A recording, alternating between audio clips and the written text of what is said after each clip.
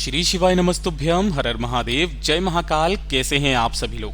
देखिए, आप सभी को पता है कि पितृपक्ष की शुरुआत हो गई है और पितृपक्ष के जो 16 दिन होते हैं 17 सितंबर 2024 से लेकर के 2 अक्टूबर 2024 तक के ये जो 16 दिन होते हैं ये आपके पितरों के निमित्त होते हैं। पूज्य गुरुजी ने कहा कि जब भी पूरे साल के ये 16 दिन आ जाएं, आपको ये 2 काम भूलवश भी अपने घर पर नहीं करना है। कौन कौन से नियमों के बारे में पूज्य गुरुजी ने बताया, अगर आप इन सभी को करते हैं तो आपके पितृ नाराज होते हैं, आपके घर में पितृ दोष लगता है, घर में कभी भी खुशी का माहौल नहीं रह सकता। पूज्य गुरुजी ने कहा कि ये जो 16 दिन होते हैं, इन 16 दिनों में आपके जितने भी पितृ होते हैं, है ना, वो सभी पितरों को मृत्यु लोक में भेजा जाता है। पितृलोक से वो सभी अपने घर पर आते हैं और जब उनके निमित्त आप कोई भी कार्य करते हो, उनको श्राद्ध में कौए को खाना खिलाना या कैसे भी करके जैसा आपका नियम है वैसे करते हैं ना, तब आपके पितृ खुश होते हैं, आशीर्वाद लुटाते हैं और आपके घर में धन धान्य से भरता है, साथ ही साथ आपके परिवार की उन्नति भी होती है। परंतु कई बार क्या होता है कि कुछ न कुछ ऐसे काम होते हैं जिनका हमें पता नहीं होता है, अचानक से हमारे घर में कोई ना कोई समस्या बनी हुई रहती है, कार्य बिगड़ने लगते हैं, कभी भी कुछ भी समस्याएं आने लगती है।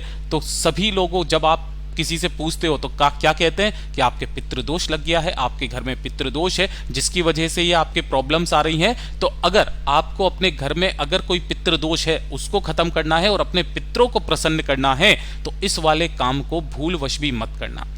इस पूरे के पूरे वीडियो में पूज्य गुरुजी की पिछले साल की जो कथा हुई थी, श्री गौ पितृ शिव महापुराण कथा, जिसके अंदर बताए गए सभी नियमों को और सभी उपायों को जो आपको अपने घर पर इन 16 दिनों में करना ही करना है, उन सब चीजों के बारे में चर्चा करेंगे।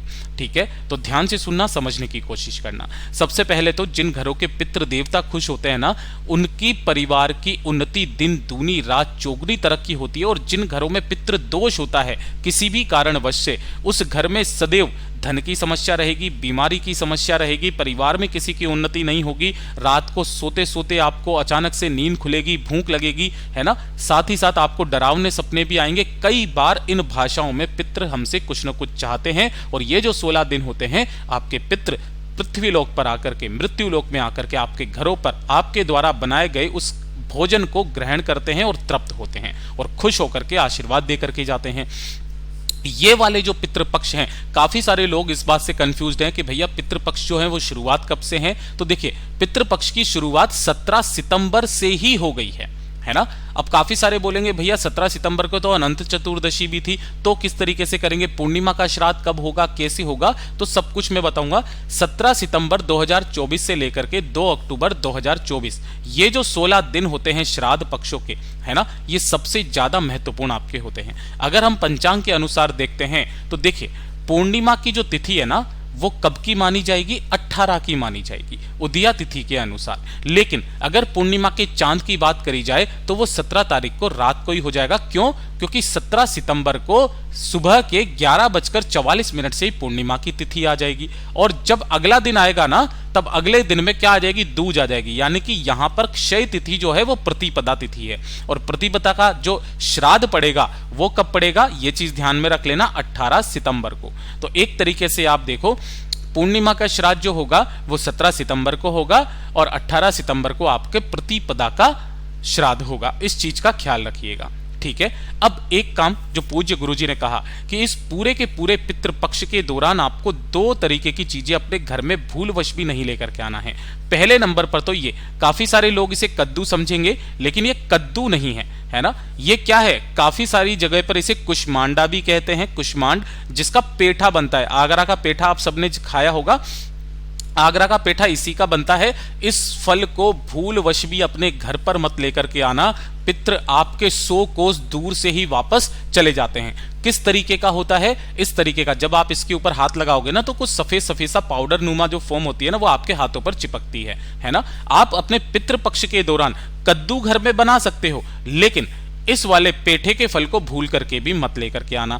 दूसरे नंबर पर, जब भी पितृपक्ष का जो भी खाना बनेगा, श्राद्ध का जो भी खाना बनेगा, उसमें आपको भूल करके भी भैंस का दूध काम में नहीं लेना, जो कि बहुत सारे परिवार वाले इस चीज की गलती कर देते हैं। आपको गलती से भी भैंस का दूध, पितृ के जो खाना होता है ना, उसमें काम में नहीं लेना है। चाहे खीर बनाओ तो गाय के दूध की बना लो, कुछ मिठाई बनाओ गाय के दूध की बना लो, लेकिन भैंस के दूध की गलती से भी मत बना लेना, ठीक है। उसके बाद में बोला पूज्य गुरुजी ने कि आप ये वाली गोभी खा सकते हो, लेकिन ये जो बंद गोभी होती है इस तरीके की, इस वाली गोभी को भी आपको घर में नहीं लेकर के आना है, पितृ भोग में आपको नहीं बनाना है, ठीक है। इससे पितृ नाराज होते हैं, आपके घरों के अंदर प्रवेश ही नहीं करते हैं पितृ, ऐसा माना जाता है। और एक जो सबसे महत्वपूर्ण चीज होती है वो है तुरई।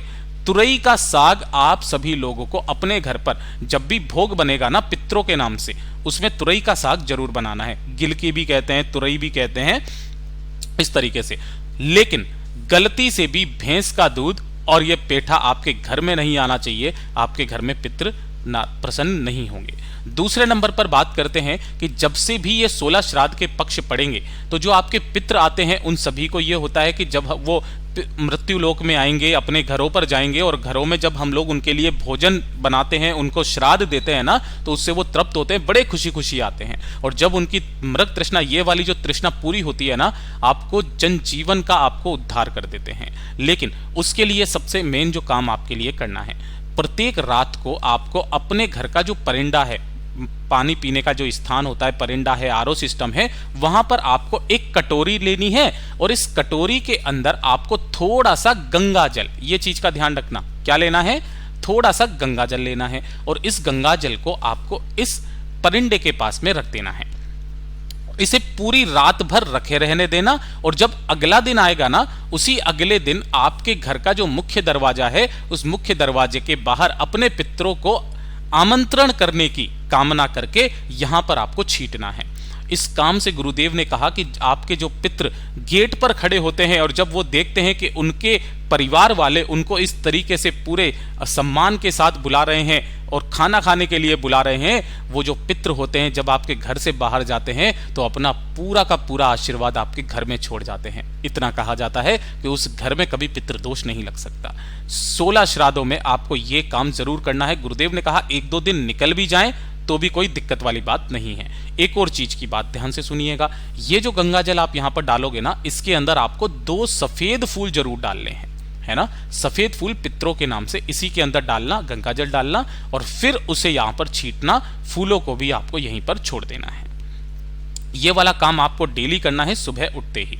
उसके बाद में पूज्य गुरुजी ने कहा कि ये जो 16 श्राद्ध पक्ष के दिन होते हैं, है ना, आप सभी को पता है, मैंने कई बार आपको सुधा वाला उपाय बताया था। सुधा कौन है? मैया पार्वती जी की नानी का नाम है, जो कि पितृलोक में निवास करती है और जितने भी पितृ होते हैं हमारे, वो पितृलोक में ही होते हैं। और शिवलिंग पर चढ़ाया गया जो जल होता है, उसकी एक एक बूंद आपके पितरों के खाते में जाती है। तो गुरुदेव ने कहा ये जो 16 दिन होते हैं, कोशिश करना कि आपके घर से 1 लोटा शुद्ध जल तांबे के कलश में भरकर और इसे लेकर के महादेव के मंदिर में जरूर जाना। वहां आपको उत्तर दिशा की तरफ मुख करके खड़े होना है, दोनों हाथों में कलश लेकर के अपने पितरों का स्मरण करके आपको 1 लोटा शुद्ध जल डेली शिवलिंग पर अपने पितरों के नाम से समर्पित जो व्यक्ति कर देता है, उसके जन्मों जन्मांतर के जो पितृदोष होते हैं वो खत्म हो जाते हैं। और इस जलाधारी से जितना जल बह करके यहाँ जलाधारी के नीचे, ये वाला जो स्थान होता है जहां पर जल नीचे गिरता है इस जमीन पर, यह आपके पितरों का स्थान होता है और जितना जल यहां से नीचे गिरता है वो सारा जल आपके पितरों के खाते में जाता है।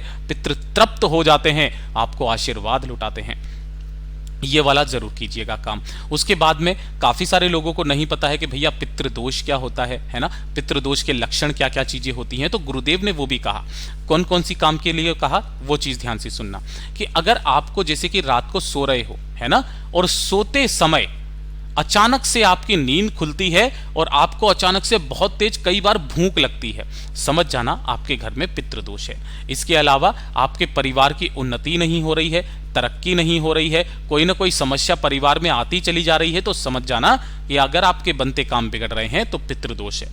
नेक्स्ट, अगर आपकी कमाई बचती ही नहीं है, 100 कमाते हो 200 खर्च होता है, तो आपके घर में पितृदोष है। उसके अलावा अगर बीमारियां आपके घर से जा ही नहीं रही है, एक सही होता है दूसरा हो जाता है बीमार, दूसरा सही हो जाता है तीसरा बीमार हो जाता है, तो आपके घर में पितृदोष है। और यह कहा जाता है कि ये जो पितृ पक्ष के 16 दिन होते हैं, अगर आपके पितृ खुश रहते हैं तो आगे आने वाला जो साल होता है ना, आपका जीवन बना करके रख देता है। पूज्य गुरुजी ने कहा 3 वृक्ष आपके पितरों के तुल्य होते हैं, जिनमें पहला होता है पीपल का पेड़, दूसरा होता है वट वृक्ष जिसे बड़का पेड़ कहा जाता है, और तीसरा मैया पार्वती जी के आंसुओं से पैदा हुआ बेलपत्र का पेड़। ठीक है, आपको किसी भी एक पेड़ के नीचे एक लोटा, इस तरीके से स्टील का लोटा लेना, इसके अंदर आपको जल की जगह पर क्या भरना है, दूध भरना है। कौन सा दूध लोगे, वो भी गाय का दूध लेना, और कौन सा, कच्चा दूध। ठीक है, इसी के अंदर अगर पूरा नहीं भर सकते हो तो जितना दूध है उतना लेना, बाकी अपने जल से भरना, और इसके अंदर आपको डालने होंगे 1 चुटकी काले तिल और जौ, 1 चुटकी मात्र। और इस लोटे को लेकर तीनों में से किसी भी पेड़ के नीचे, अगर रविवार का दिन पड़ रहा है तो पीपल के पेड़ के नीचे मत जाना, किसी भी पेड़ के नीचे चले जाना, और अपने पितरों का स्मरण करके उनका आशीर्वाद मांगने की कामना करके इस दूध को इस पेड़ की जड़ों में समर्पित करना।